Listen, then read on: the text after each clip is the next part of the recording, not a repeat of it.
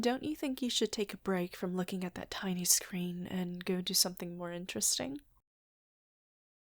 I'm sure learning who his dad is interesting and all, but your eyes have been glued to the screen since you came over this morning.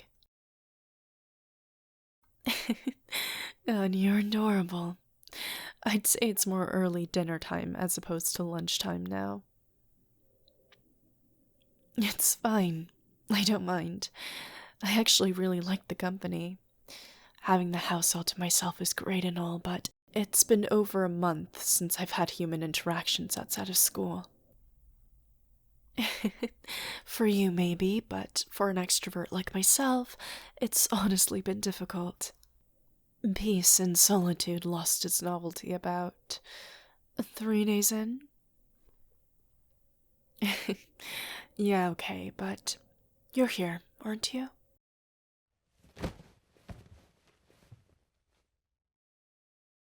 So, why did you decide to have a journeys marathon at my house?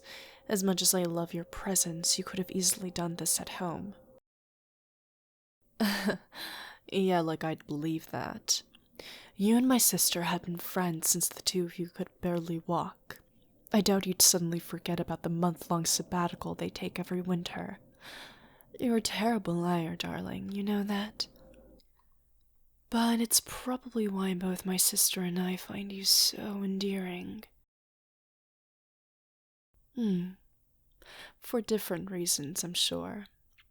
The little demon finds it ever so entertaining to tease and poke fun of you when you're trying to lie but fail abysmally.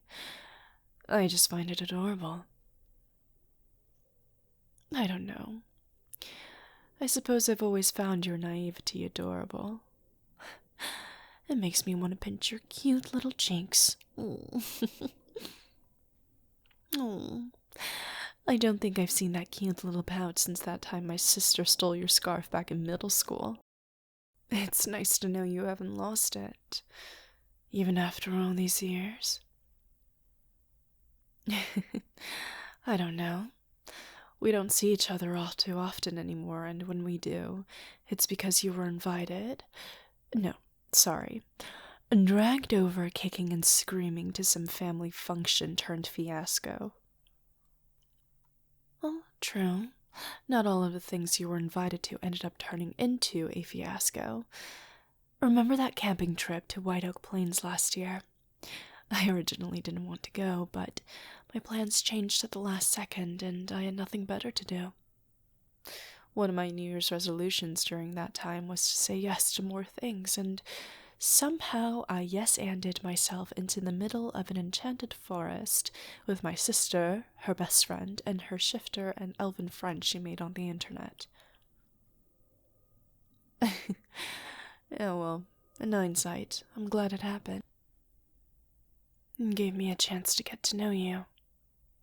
Well, the present you. All grown up. Hmm? Oh, no, I had no qualms with her being friends with Mythics, but it admittedly made me a bit nervous. We don't have that large of a Mythics population here in Lake Valerie, so seeing one in the flesh is always an interesting experience. Oh yeah, she really knows how to pick 'em, huh? My sister. Well, she picked you, so she clearly has a discerning eye and great taste. No matter how much she thought I'd hated that trip, I really needed it.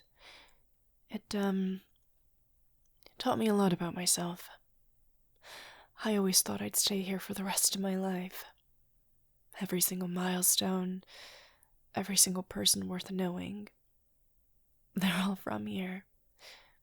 But that trip showed me just how big the world really is, and how little I know about it. I've always prided myself on knowing more than what this small town had to offer, but in reality, I know nothing. I suppose it should be frightening, but It's not. In fact, it's just the opposite. It's beyond exciting. There's a whole world of possibilities out there, and we have barely scratched the surface. I was going to wait until my family came back before I told anyone, but since you're here, I can't think of a better person to tell first. I may have started learning about the world around me in that forest, but that was just the beginning. So, I applied to grad school at Crimson Valley University. I honestly had no idea why I did. I mean, I'm just a human with a bachelor's in education. Who am I compared to all the mythics that go there? I guess they needed more humans in the mix because they accepted me. I'm starting in the fall, but I plan on going there next week to get a feel for it all. Thanks. But no offense, but you don't look that excited for me. What? Hey! What was the pillow in the face for? Oh, for congratulatory purposes, huh? Oh, it's on.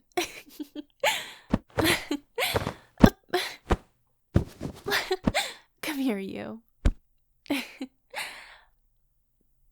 You are now, aren't you? You're excited for me? And what's with the tears? They're happy tears, huh? You really are a terrible liar, darling.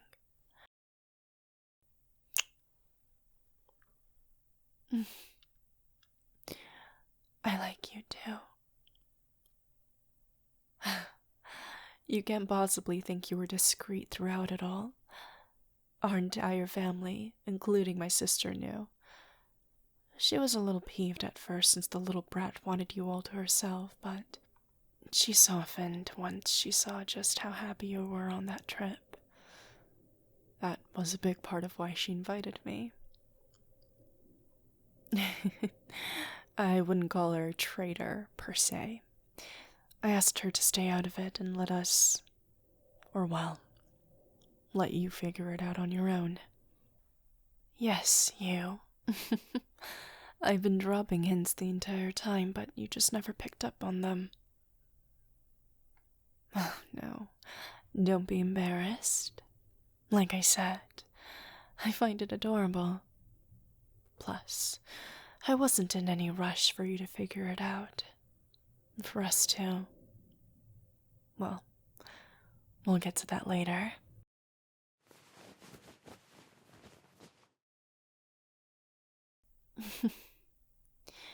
Just making myself comfortable on top of you. Do you want me to stop?